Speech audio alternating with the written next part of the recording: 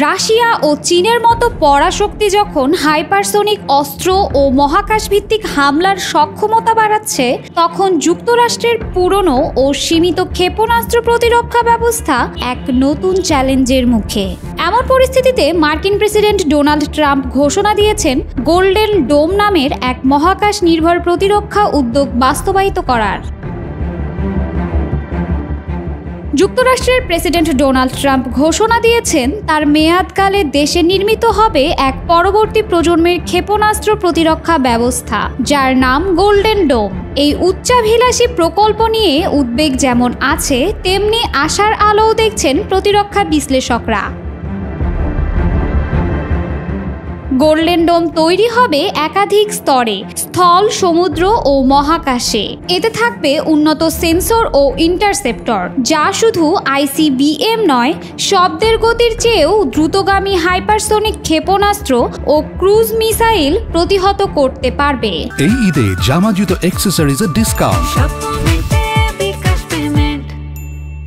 বিশ্লেষকরা বলছেন এটি হতে পারে যুক্তরাষ্ট্রের প্রতিরক্ষা নীতির এক যুগান্তকারী ধাপ, যে কোনো ক্ষেপণাস্ত্র হামলাকে আকাশেই প্রতিহত করতে পারবে এবং এর সাফল্যের হার শতভাগ হবে বলে আশা প্রকাশ করেন ট্রাম্প।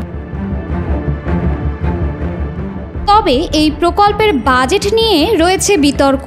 ট্রাম্প জানিয়েছেন এর জন্য বরাদ্দ থাকবে $175 বিলিয়ন, যার $25 বিলিয়ন ইতোমধ্যেই বরাদ্দ দেয়া হয়েছে। অথচ কংগ্রেশনাল বাজেট অফিসের মতে শুধু মহাকাশ ভিত্তিক অংশের খরচই হতে পারে প্রায় $542 বিলিয়ন। বিশেষজ্ঞদের মতে EMP বা ইলেকট্রোম্যাগনেটিক পালস থেকে সুরক্ষা দিতে না পারলে যুক্তরাষ্ট্রের অবকাঠামো ধ্বংস হয়ে পড়তে পারে। বিমান থেকে শুরু করে পানির সরবরাহ পর্যন্ত সব বন্ধ হয়ে যেতে পারে। এমন ভয়াবহতা ঠেকাতে আংশিকভাবে তৈরি একটি গোল্ডেন ডোমও হতে পারে জীবন রক্ষা ব্যবস্থার মূল চাবিকাঠি।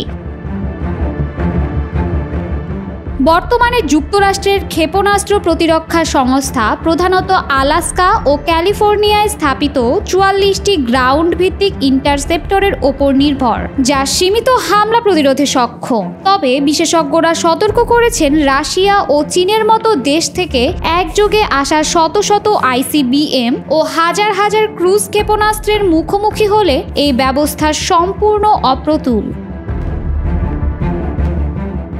বিবিসিকে দেয়া এক সাক্ষাৎকারে centre for a new American সিকিউরিটির প্রতিরক্ষা বিশেষজ্ঞ ডক্টর স্টেইসি পেটিজন বলেন, বর্তমান ব্যবস্থা তৈরি হয়েছিল উত্তর কোরিয়ার জন্য।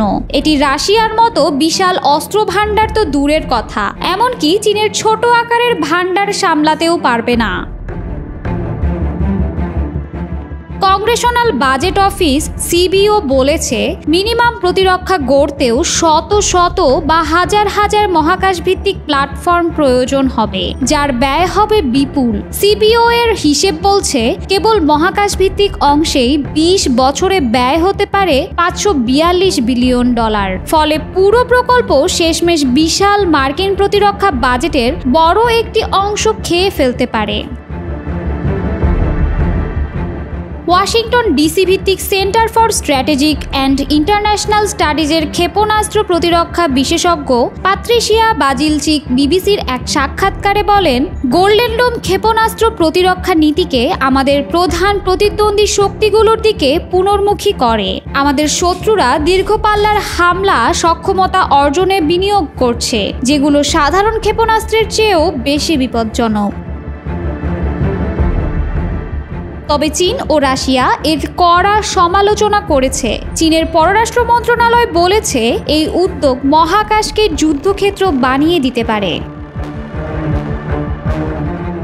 গোল্ডেন ডোম নিয়ে চলতি বছর মার্চে প্রথম কথা বলেছিলেন ট্রাম্প। কংগ্রেসে দেয়া এক ভাষণে ইসরায়েলের আয়রন ডোমের উদাহরণ টেনে তিনি বলেছিলেন, ইসরায়েলের এটা আছে, অন্য দেশেরও আছে, তাহলে যুক্তরাষ্ট্রের কেন থাকবে না? ইসরায়েলের আয়রন ডোম 2011 সালে ছোট পরিসরের রকেট ও ক্ষেপণাস্ত্র প্রতিহত করতে ব্যবহৃত হচ্ছে। তবে বাজিলচিক জানান, আয়রন ডোম মূলত গাজা বা দক্ষিণ লেবানন থেকে উৎক্ষেপণকৃত রকেট এর মতো নিম্ন স্তরের হুমকির জন্য তৈরি। গোল্ডেন ডোম আরও দূরপাল্লার ক্ষেপণাস্ত্র সহ উচ্চ পর্যায়ের হুমকি শনাক্ত করতে পারবে। গোল্ডেন ডোম যদি বাস্তবায়ন হয় তবে এটি হবে বিশ্বের ইতিহাসে সবচেয়ে উচ্চাকাঙ্ক্ষী ও ব্যয়বহুল প্রতিরক্ষা ব্যবস্থা। তবে তার আগে পার হতে হবে প্রযুক্তিগত জটিলতা ও রাজনৈতিক সমালোচনার বহু ধাপ।